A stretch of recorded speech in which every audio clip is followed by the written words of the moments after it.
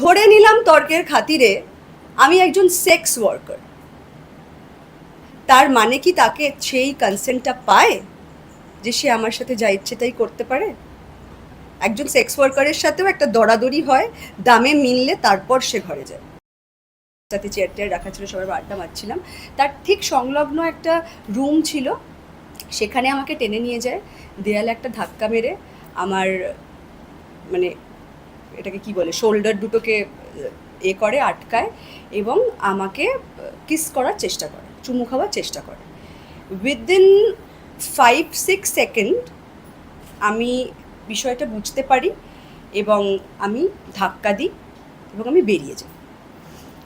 এবার তারপরে two be very honest, যেহেতু আমাদের একটা মানে পূর্ব সম্পর্ক আছে, অল্প সময়ের জন্য হলেও একটা বন্ধুত্ব যেটুকুই আছে, কাজ করেছি একসাথে, তো আমি না মানে এটা মানে আমরা সাধারণত ভিকটিমরাই এ ধরনের কেন যে করি জানি না, এটা কন্ডিশনিং বোধ হয়। তো আমি না জিনিসটাকে র্যাশনালাইজ করার চেষ্টা করি যে মানে হয়তো ইনফ্লুয়েন্স অফ অ্যালকোহল বা এরকম কোনো কিছুতে হয়তো করে ফেলেছে এবং নিশ্চয়ই সম্বিত ফিরলে বা মনে হলে একটা ফোন করবে যে দেখ ভুল হয়ে গেছে, ঠিক ছিলাম না, ওকে। তো সেটার জন্য না আমি বেশ কিছুদিন ওয়েট করি এবং একটা অদ্ভুত দোলাচলের মধ্যেও যাই, তার কারণ বুঝতে পারছিলাম না যে মানে এরকম একটা ঘটনা হঠাৎ করে ঘটে গেলে না মানে একটু সময় লাগে থিতু হতে যে কি হলো। তো আমি কিছুদিন ওয়েট করার পরে তার কিছু মাসের মধ্যেই একটা পার্টিতে আমার তো কোনো ফোন আসে না, কোনো অ্যাপোলজিও আসে না, তো কিছুদিন পরে একটা পার্টিতে দেবালয়দার সাথে আমার দেখা হয় এবং দেবালয়দা মানে বউ কেন সাইকোর পরে যখন মন্টু পাইলট শুরু হবে, ওই শ্যুটটা মানে বউ কেন সাইকোর শ্যুটের পরে দেবালয়দা আমাকে এটা বলেছিল যে তুই এত ভালো কাজ করলি, তোকে একটু পুশ করবো, দাঁড়া তোর জন্য একটা ভালো কিছু লিখবো। তো হঠাৎ করে একদিন আমায় ফোন করে, বলছে আজকেই লেখা শেষ করেছি, দেখা কর। সাউথ সিটির উল্টো দিকে তখন জাস্ট বেকড বলে একটা ছোট্ট একটা জায়গা ছিল, ওখানে আমরা দেখা করি। And he was very excited যে দেখ এটা আমি লিখেছি, এটা খুব ভালো গল্প, এটা করবো, এই সেই হ্যানা তেনা। অ্যান্ড ফাইনালি যে ডেটটা বলে, তো তাতে আমি বলি যে দেবলাদা আমি করতে পারবো না, কারণ আমার অলরেডি বিরসাদাকে ওই ডেটগুলো দেওয়া আছে। যে অনুশোচনা তো নেই, মানে একটা অদ্ভুত বিহেভিয়ার, একটা মানে অদ্ভুত লুক এবং একটা কোল্ড স্মাইল, যেরকম হয় না যে একজন ডিরেক্টর উঠতি সবে নাম হচ্ছে এবং একজন অভিনেত্রী যদি তার সাথে হেসে কথা বলতে হয়, সে যেমন একটা কোল্ড অ্যাজ ইফ চেনেই না আমাকে, ঠিক আছে? তো সেটা না মানে সেটার পরেও আমার একটু টাইম লেগেছিল বেসিক্যালি যে আচ্ছা মানে কোনো অনুশোচনা তো নেই, মানে উল্টে পুরো ব্যাপারটাকে মানে ডিক্লাইন করে দিচ্ছে, বেসিক্যালি চিনতেই পারছে না।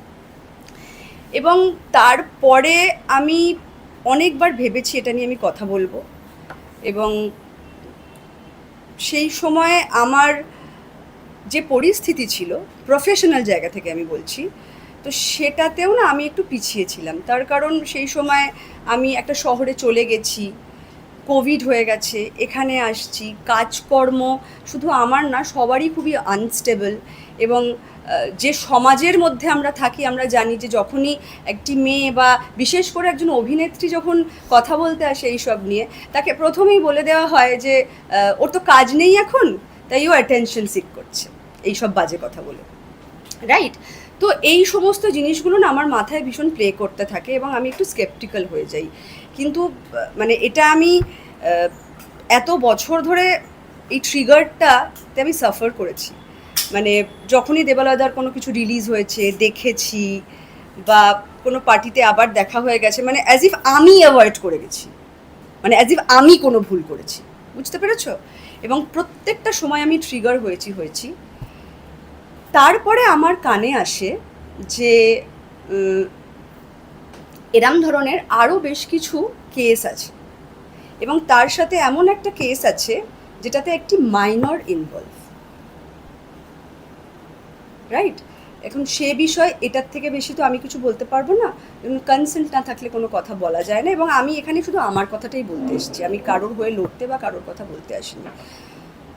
তো এইটা না আমার ভেতরে ভেতরে আস্তে আস্তে আস্তে বিল্ড আপ করতে থাকে, এবং সেদিন রাত্রিবেলা আমি যখন একটা পোস্ট দেখি দেবালয় ভট্টাচার্যের, তোমরা সবাই দেখেছো কিনা জানি না, তো সেই পোস্টটা আমাকে ভীষণ ট্রিগার করে। সেখানে উনি কিছু প্রফেশনাল এথিক্স, ন্যায় নীতির কথা বলছেন, যেটাতে আমি প্রচণ্ড ট্রিগার হয়ে যাই। এবং ট্রিগার হয়ে যাওয়ার পর আমার মনে হয় যে এই প্রশ্নটা তো এখন আমায় কেউ করতে পারবে না, যে আমার কাজ নেই বলে আমি অ্যাটেনশন চাইছি। ভগবানের আশীর্বাদে আমি 1.5 বছর একটা ন্যাশনাল টেলিভিশনে কাজ করলাম, এবং ন্যাশনাল টেলিভিশন এতটাই টাকা প্রোভাইড করে যে আমি আরও 1 বছর বাড়িতে বসে থাকতে পারি। তো সেই ভয়টা এখন আমার নেই, এবং সেই কারণে আমার মানে ওই ট্রিগারটা থেকে আমার মনে হলো না, এবার এটাকে আমার সিস্টেম থেকে বার করার সময় এসে গেছে, কারণ আমি কেন সাফার করব। আমি দিনের পর দিন এই ট্রিগারটা আমার ভেতরে রয়ে গেছে, এবং যে করেছে মানে এত বছরের পরও তার কোনোদিনও মনে হয়নি যে আমি অঙ্কিতার কাছে একটা ক্ষমা চাই। এবং তারপরে সেটা যিনি করেছেন, এই কথাটা যখন সারফেসে চলে এসছে, ওনার পোস্ট এবং আমার কমেন্ট সবটাই, তারপরে যেটা উনি করলেন এই 2-3 দিন আগে, রাইট, ডেটটা আমরা মেনশন করেছি, তোমরা যদি চাও আমরা যে লিগ্যাল নোটিশটা করেছি সেটার কপি তোমাদেরকে প্রোভাইড করে দেওয়া হবে। তো সেখানে আমাদের একজন সিনিয়র দাদা বলো, বন্ধু বলো বা কলিগ বলো, সে এই পোস্টটা দেখে বা কারোর থেকে শুনে বা কিছু হয় ওকে কাউন্টার করতে যায়। সেখানেও বলে যে তুমি জানো ওর ক্যারেক্টার কীরকম। এবার ধরো আমার ক্যারেক্টার খুবই খারাপ, ধরে নিলাম তর্কের খাতিরে আমি একজন সেক্স ওয়ার্কার, তার মানে কি তাকে সেই কনসেন্টটা পায় যে সে আমার সাথে যা ইচ্ছে তাই করতে পারে? একজন সেক্স ওয়ার্কারের সাথেও একটা দরাদরি হয়, দামে মিললে তারপর সে ঘরে যায়। দ্যাট মিনস সে কনসেন্ট দেয়, রাইট? তো সেই জায়গা থেকে আমার মনে হয়েছে এই কথাটা সারফেসে আসা উচিত। তার কারণ আমি যে ইন্ডাস্ট্রিতে কাজ করছি, আমি সেখানে 19 বছর বয়স থেকে কাজ করছি, প্রফেশনালি আমি 19 বছর বয়স থেকে কাজ করছি। তার আগে আমি থিয়েটার করতাম, এবং আশা করি আমি কাউকে আমার কাজ দিয়ে ডিসঅ্যাপয়েন্ট করিনি এত বছরে। তো সেই জায়গা থেকে আমার মনে হয়েছে যে আমার একটা বেসিক দায়িত্বও তো আছে। মানে আমি ইন্ডাস্ট্রিতে এলাম, কাজ করলাম, নাম কামালাম, প্রচুর সম্মান কামালাম, বম্বে উড়ে চলে গেলাম কারণ আমার এখানে ভাল লাগছে না থাকতে। কিন্তু তা বলে আমার নেক্সট জেনারেশনের প্রতি আমার নহে সন্তান নেই, কিন্তু আমার বন্ধু বান্ধব আজকে যারা কাজ করছে তাদের তো ছেলেমেয়েগুলো, ছোটো ছোটো ছেলেমেয়েগুলো বড় হচ্ছে, নতুন নতুন ছেলেমেয়েগুলো তো আসছে যাদের কোনো ব্যাকগ্রাউন্ড নেই। আমারও কোনো ব্যাকগ্রাউন্ড ছিল না এক সময়, কিন্তু আজকে আমি আমার কাজের দ্বারা সেই এস্টাবলিশমেন্টটা তৈরি করেছি। কিন্তু এই যে ছোটো ছোটো ছেলেমেয়েগুলো আসছে এবং তাদেরকে এগুলো করা হচ্ছে, তারা তো কেউ বলতে পারছে, কেউ বলতে পারছে না, এবং যারা বলতে পারছে তাদেরকেও স্লাট শেম করা হচ্ছে কন্টিনিউয়াসলি। মানে বলতে, মানে আমি জানি না মানে কি বলতে চাইছে। এবং দেবালয়দা এটাও মেনশন করেছে ওই ভদ্রলোকের কাছে যে I have big backups, right? দারুণ ব্যাপার যে এরম একটা মোলেস্টেশন এবং চাইল্ড অ্যাবিউজের কেসে যদি দেবালয়দাকে কেউ ব্যাকআপ করতে চায়, তাহলে তো একটা দারুণ ব্যাপার। তাদের মুখগুলো আমরা দেখতে চাইবো, জানতে চাইবো তারা কারা, তারা কিভাবে অপারেট করে, কি তাদের রাজনীতি কর্মক্ষেত্রে, নিশ্চয়ই জানতে চাইব। তো এই মুহূর্তে দিস ইজ ইট। আমার কোনো ক্লেম নেই, আমার কোনো কিছুই নেই। আমি শুধু একটা কথাই বলেছি যে হ্যারাসমেন্টটা নিয়ে, যে ট্রিগারটা নিয়ে, যে প্যানিকটা নিয়ে আমি এতগুলো বছর আমার সিস্টেম কোনো না কোনোভাবে তো ক্ষতি হয়েছে আমার সিস্টেমে। মানে পড়াশোনা করলে সেটাই তোমরা জানতে পারবে। তো এটা আমি আমার সিস্টেমে আর রাখবো না, এটা আমি বার করে দেবো। And I need an apology media এবং whatever the media, Facebook, যেখানে উনি লিখতে স্বাচ্ছন্দ্য বোধ করবেন, এবং মিডিয়ার কাছে আমি এটা করেছি স্বীকার করে একটা অ্যাপোলজি, এর থেকে বেশি। আর এটাও আমার মনে হয় যে শাস্তির কথা তো পরে আসছে, কিন্তু এই লোকগুলোকে কিছু মানুষ যারা সেফ থাকতে চায়, যারা সেফ থাকতে চায় না, যারা এই কালচারটাকে কন্টিনিউয়াস ফিট করে যাচ্ছে, তাদেরকে নিয়ে এই মুহূর্তে আমার কোনো বক্তব্য নেই। কিন্তু কিছু মানুষ তো আছে যারা নিজেদের ডিগনিটি নিয়ে, নিজেদের ক্রাফটকে ভালোবেসে, তারা কফি খেতে না গিয়ে তারা ক্রাফটে মন দেয়, তারা দুটো ওয়ার্কশপ করে, তারা নিয়মিত তারা যে অভিনয় করে যে পারিশ্রমিকটা পাচ্ছে সেটাকে জাস্টিফাই করার চেষ্টা করে, তারা কি দোষ করেছে? তাদের অ্যাটলিস্ট আমি অ্যাওয়্যার তো করতে পারছি, সেটাই যথেষ্ট। লিগ্যাল নোটিশটা আমাদের সার্ভ করা হয়ে গেছে। তোমাদের যদি কপি দরকার লাগে তোমরা একটু বলবে, তোমাদের ইন্ডিভিজুয়ালি কপি পাঠিয়ে দেওয়া হবে। That's it. আর তোমাদের যদি কোনো প্রশ্ন থাকে একটু ইন্ডিভিজুয়ালি আস্তে আস্তে করতে পারো। একজন যদি একটা প্রশ্ন অলরেডি করে ফেলে, সেটার উত্তর দিয়ে ফেলি, তাহলে সেটা তোমরা সেখানে দেবালয়দাকে জিজ্ঞাসা করা হয় তোমার নাম নেই, তখন তিনি বলেন যদি পার্সোনাল গ্রাজ কেউ এইভাবে দেখায় তাহলে আমি কি করতে পারি? এই কথাটাই বলেছেন বলেছেন। কি বলবে মানে এটা আমি কি বলবো? এটা প্রশ্নটা তো তোমাদের হওয়া উচিত যে কি পার্সোনাল গ্রাজ। এটা তো আমার প্রশ্নই না, এটা ওনার প্রশ্ন। তারপর নেক্সট, যদি স্বীকার না করেন কি করবে অঙ্কিতা, পরবর্তী কি ভাবছো? সেটা লিগ্যাল নোটিশটা পেলেই তোমরা ওটা পড়লে বুঝতে পেরে যাবে। কখনো ওই দিনটার আগে কখনো চারিত্রিক কোনো বৈশিষ্ট্য কোনো চেঞ্জ দেখতে পেয়েছেন তুমি? না, আমি তো সেটা আগেই বললাম, দেখিনি বলেই তো আমার গার্ডসটা ডাউন ছিল। এই মুহূর্ত পর্যন্ত তোমার সাথে এখনো পর্যন্ত কন্ট্যাক্ট করা হয়নি তো? তারপর না,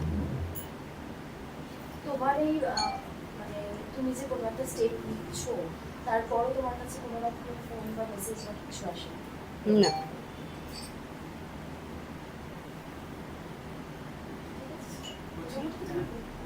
লিগ্যাল নোটিশ পারে না কি সিদ্ধার্থ বা থানায়? প্রথমে লিগ্যাল নোটিশটা করা, কারণ কজ অফ অ্যাকশনটা অ্যারাইজ করাতে হবে আমার, যেহেতু এত পুরনো একটা ঘটনা। দ্যাটস ওয়াই লিগ্যাল নোটিশটা করা, এবং সেটাতে মেনশন করা লিগ্যাল নোটিশ সব উত্তর দেওয়া আছে, যে প্রশ্নগুলো করছেন তার উত্তর লিগ্যাল নোটিশই দিয়ে দেবে। ওটা পড়লেই আপনারা পেয়ে যাবেন। থানাতেও সিসি করা আছে আরেকটু কি বলা আমাদের। যায়? আমার থানা হচ্ছে হরিদেবপুর। হ্যাঁ, এটা খুব ইম্পর্টেন্ট প্রশ্ন, আমি জানতাম এই প্রশ্নটা আসবে। কি কি কি বলো?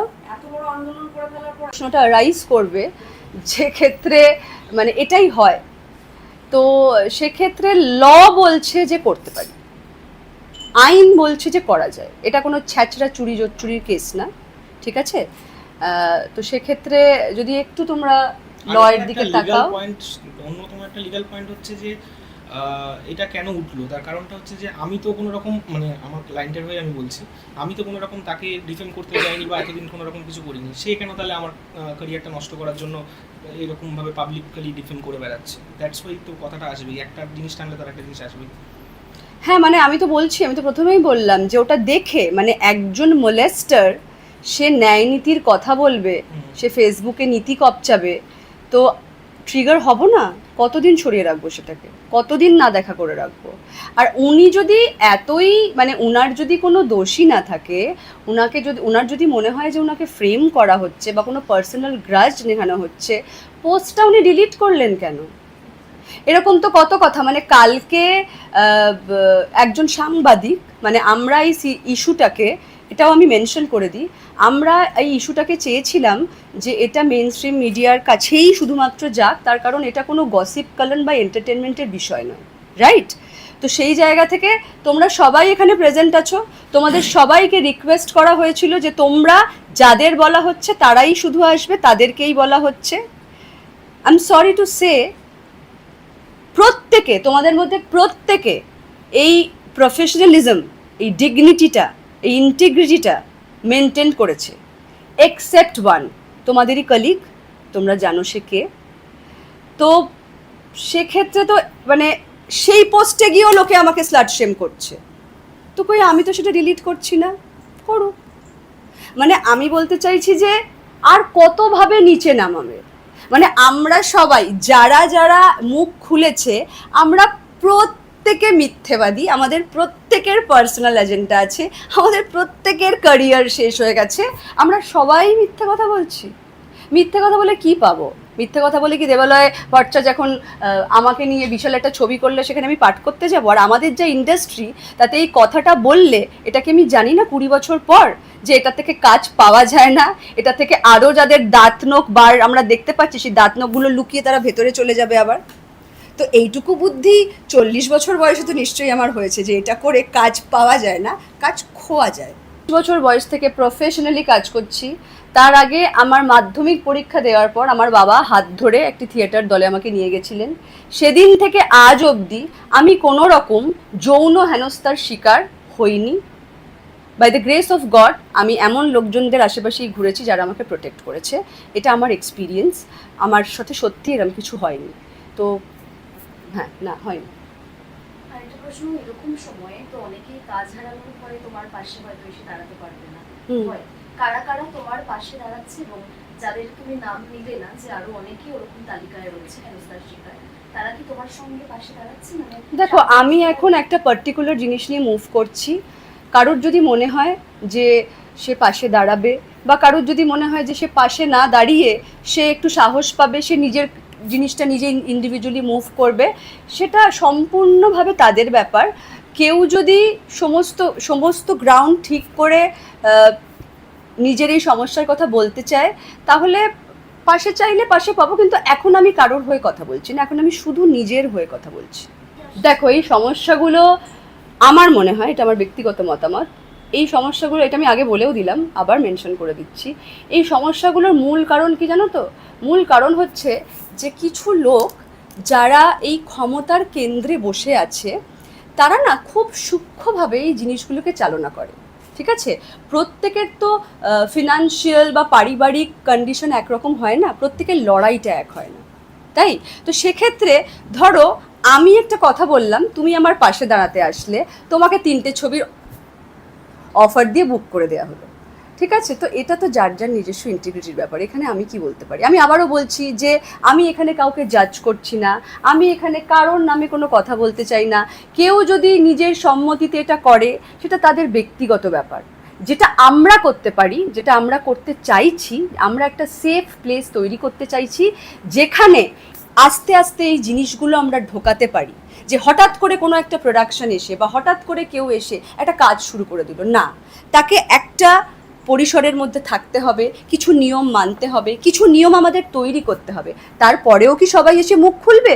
খুলবে না। কিন্তু সেটা হলে কি হবে, যারা গুটি কতক লোক খুলতে চাইছে তাদেরকে আমরা হোল্ড করতে পারবো, তাদেরকে আমরা সেই জায়গাটা সেই স্পেসটা আমরা দিতে পারবো।